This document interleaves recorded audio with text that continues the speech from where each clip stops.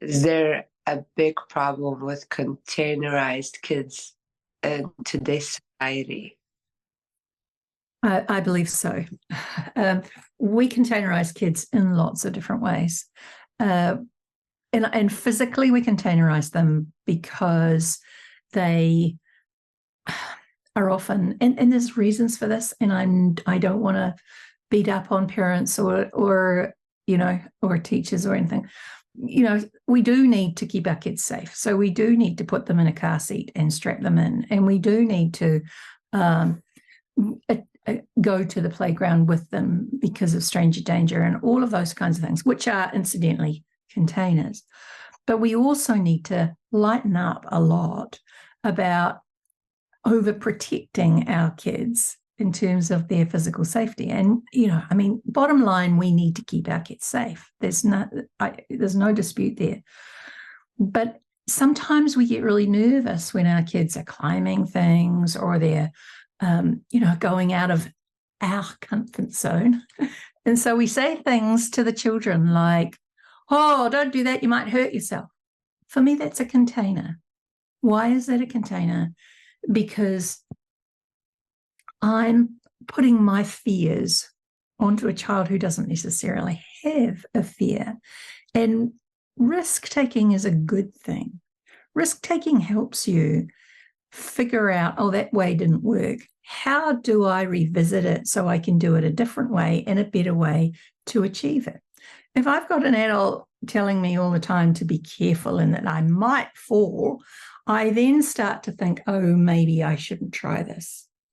And the child then can become frightened and less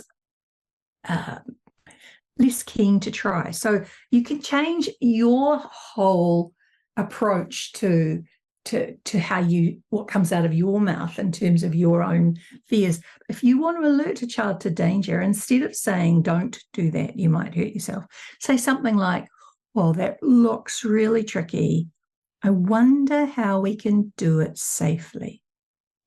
And when you say something like that, what does it do? It is a problem-solving experience that you and the child can figure out together. And how does the child feel when the child has done it? Yes, look out, world, here I come. I'm fantastic. I can do it. And that's what we're wanting to do. We're wanting to develop courageous kids. When kids are in containers that we as adults often are responsible for, then we are preventing a child from developing their own self-esteem, their own opinion of what is safe and what is not. Another example of that was I was setting up a play space for the kids, and then I suddenly thought, hey, let the kids have a try at setting this up, and I became the monitor of it, and I'd say questions. I pose questions like, "Oh, I wonder if it's a good idea to put the rolling mat near the swing. I wonder if there is a better place to put it." And so I know jolly well where the best place to put this thing is, but I want kids to learn that. I want kids to figure that out and think and be responsible for their own safety. And that comes down to me being the facilitator of that. And that word, "I wonder," is a golden word that we should use a lot in our questioning technique. Because when you say "I wonder," there is no right or wrong answer. It is just the kid figuring out, is it right or is it not? Empower kids by your own questioning techniques. You don't necessarily have to be the font of knowledge for everything. Children need to use their bodies to explore, to find out, and make their own decisions. We are the electric fence around the outside. If there is critical danger, we are there to stop them doing it. But containers, like, for instance, comparing one child to another verbally. Containerization is having unrealistic expectations of kids. That's a container.